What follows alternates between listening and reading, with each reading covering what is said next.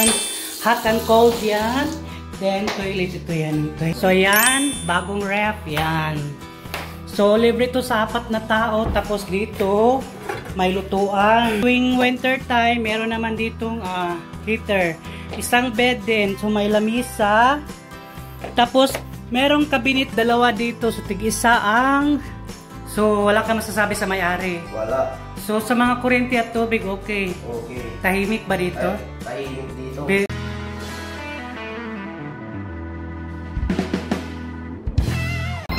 So, ito po mga kabeshi. Ang accommodation na to, apartment na to, very accessible.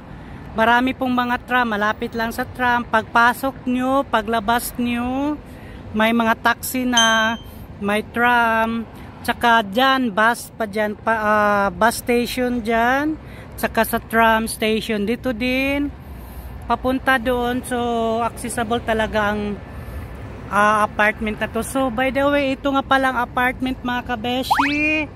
So yan po, Sabska Siska 179. So yan, dumaan na po ang tram galing doon sa waiting area o sa station. So dito ang accommodation sa loob, pasok lang tayo dito. At dito marami ng mga room na makikita nyo sa loob. So bali entrance po dito. So dito maraming mga bolt na nakatambay dito kasi dito sila nagpa-parking. So yan mga accommodation na yan dyan sa taas. Maraming room na yan dyan. So maraming mga Pilipino dyan. So maraming bakante. At saka dito mga room din. At saka dito naman si Dudu. Baliw. At saka dito naman mga room din. So maraming room from ground floor, first floor to second. So ayan. Andito po. So makikita na natin ang mga room dito pag matapos ng iba. Mga kabeshi, so kung andito na kayo, marami din mga Pilipino dito, especially mga kalimitan mga Pilipino. So kung merong mga birthday party or kahit anong mga andaan, pwede dito, may ano sa dito, may ano dito ng apartment na to. Ang apartment na to, meron ding, kung mag-party kayo, pwede dito mag-birthday party. Tapos kung meron kang sasakyan, pwede ka din makaparking dito. So pwede din doon sa labas. So yung mga room na yan, makikita na yan yung mga room na yan. So napakaganda, tsaka no. Tsaka ang may-ari, mabait din. Hi boss, hello. Hello. How are you? This is the owner. Nice, always good. Yeah, this is the owner of this house or apartment here. So, hello boss, thank you. Hello, Tam. Yeah. So yan po ang may-ari ng apartment good, yeah? Dito. Yes. Hi mga kabeshi, magandang hapon. So sa araw na ito, i-share ko sa inyo ang room. Isang room, but 4 na tao sila. So ngayon, pasok tayo dito sa room na ito. Bali, makita nyo kung ano ang mga pray doon sa loob para malaman nyo. So tara, pasok tayo sa isang room na 4 ang tao o 4 na person dito sa loob ng room. So let's go. Katukin natin ang mayari itong room. Hi kabayan. Hello. Magandang hapon. Magandang hapon. Anong pangalan? Dito ka nakatira? Oo. Anong pangalan po natin? Alan? Lan, saan ka sa atin, Lan? Sa Pangasinan. Pangasinan, oo. So dito ka, magandang room, oh. Ito yung mga kabeshi, ito yung bagong, kano yun? Bago pa lang ka? Bagong renovation. Oh, bagong renovation. Tapos, wala pa lang? Wala pang mga lamisa. Magre-request tayo sa may-ari. Oo. So, Lan, ilang months ka na dito nakatira? Bago pa lang. Pero dito, maganda dito. Anong masasabi mo dito sa room na to? Wala mga gamit, okay ba? Kagamitan? Okay yung mga gamit dito. Okay lahat, pati yung may-ari, mabait. So, wala ka masasabi sa may-ari? Wala. So, sa mga kuryente at tubig, okay? Okay. Tahimik ba dito? Tahimik dito. Pero meron din mga enjoyment na mga, mga katakan. Pwede. So, nagustuhan mo ba itong apartment na to? Oo. So, gustong-gusto. So, anong masasabi mo or mano mo sa mga balak renta? Dito sa mga magre-renta, okay dito. mura pa. So salamat lang ha. So salamat. So salamat lang. Mga kabeshi, nandito na tayo sa loob. So ito pala. So by the way, katatapos pa lang nito. So ito po ang sample ng sa isang room, apat na bed. So ito pagpasok natin may cabinet dito. So ito sa lagayan ng mga gamit. Ayan, so kayo nang mag-share dito, kayo nang mag-usap sa mga kasama nyo, kung sinong maglagay o ilan kayong maglagay dyan. So yan, per cabinet yan. So wala pa tong lamisa, lagayan pa to ng lamisa at saka upuan para makakain. Then lipat tayo dito sa, tama lang ang ating kung masyado kang matangkad, ganyan ka na lang. Pero ito pala ang kitchen nila. So ito, may ref dito. Saan ba? Ano dito? Yan pala dyan. So, thank you, kabayan. So, yan. Bagong ref. Yan. So, libre to sa 4 na tao. Tapos dito, may lutuan. So, may burner dito. Tsaka may hugasan. So, wala pang masyadong gamit mga kabesh kasi bago pa sila dito. So, punta naman tayo. Ito pala. Nalagayan pa sa mga sabon or ano, mga kagamitan nyo sa kusina. Punta tayo sa toilet. Tingnan natin yung toilet. Baka may tao. Tao po. Ayan, ito nga palang toilet ng mga kabeshi. So yan, may salamin. Tapos dito may sink din. So pwede makahugas o ng tubig yan. Hot and cold yan. Then toilet, ito yan ang toilet nila. So naka-on na yan. Tapos may shower curtain at saka mag-shower dito. So yan, bago. Kamalinis. Dito po ang bathroom o toilet na dito. So, 4 kayo dito. So, pasok na tayo sa iba sa room na.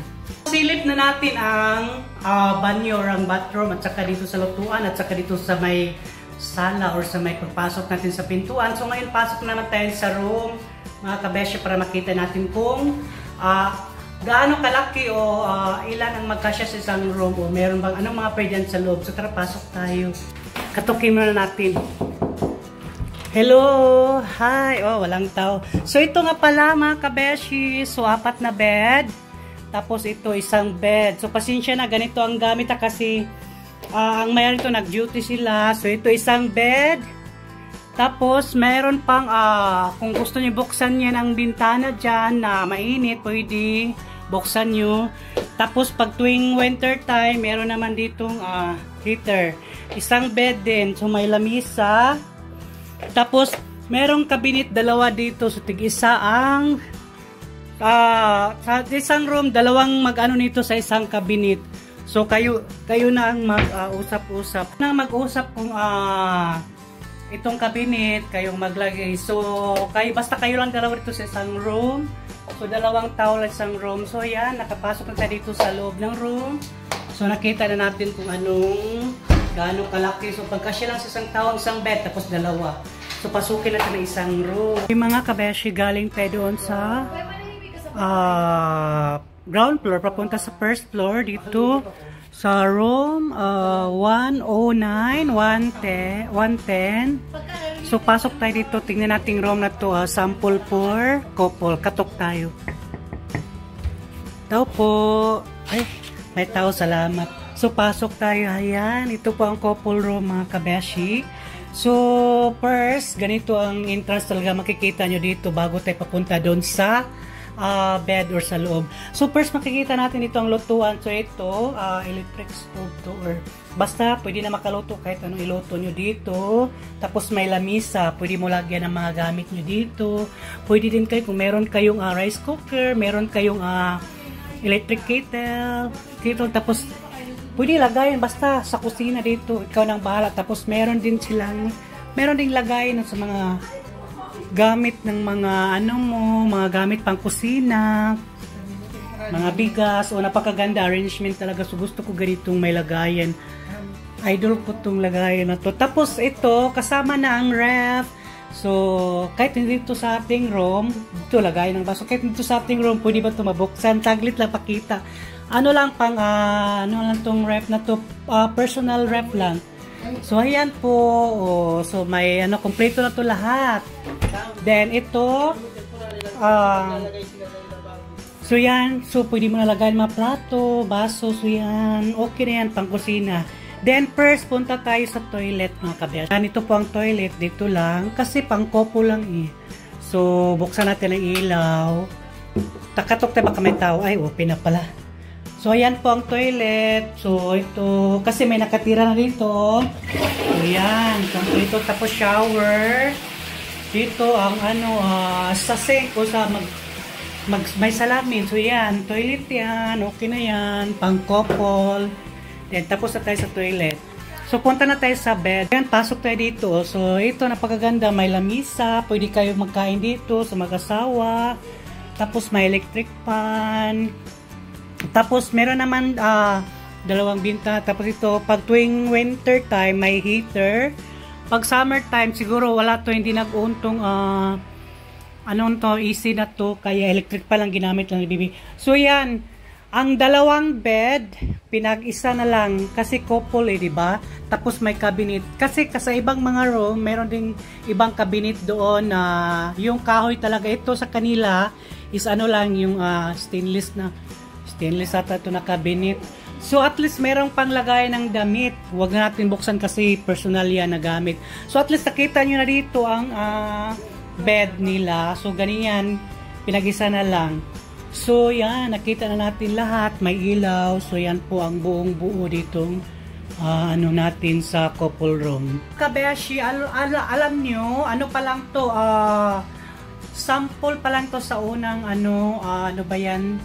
Kasi, this coming, siguro mga ibang room na sa couple na gi-renovate na itong room na to. Kasi may nakatira pa dito. So, yung ibang room na wala na nakatira, renovate na ng may-ari. So, nilagyan na ng mga lutuan, sa kusina talaga. Yung pang-kusina na bahay. So, maganda talaga ang couple room kung matapos na ang mga renovation. So, sa next ko na video, ipakita ko sa inyo ang talagang buong pag-renovate sa isang couple room, makikita nyo.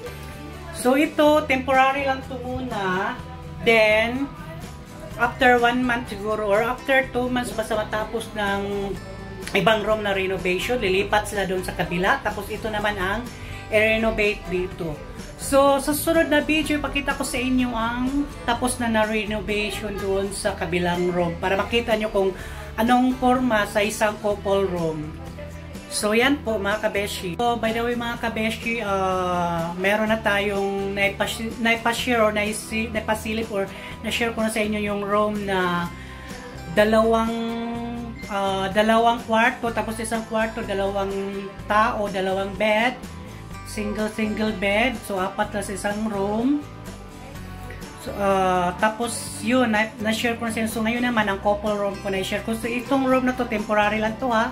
Sa sunod, ipakita ko sa inyo yung room na pang-couple talaga na kompleto na ang kagamitan sa loob ng, or kompleto na may kusina na lahat. At saka meron ding room dito na pang-tatluhan. So, upcoming po yan. So, antay natin pagkatapos na ma-renovate na lahat ng mga room. Kasi ngayon, nag-renovate pa sa ground floor, papunta dito sa first and second. So, yan lang po na-share ko sa inyo. So, abangan nyo ang sunod ko na vlogs, yung complete na renovation sa room for couple and for pang magkaibigan or magjowa or basta sa room na pang-tatluhan or pang-couple at saka pang-4. So, thank you!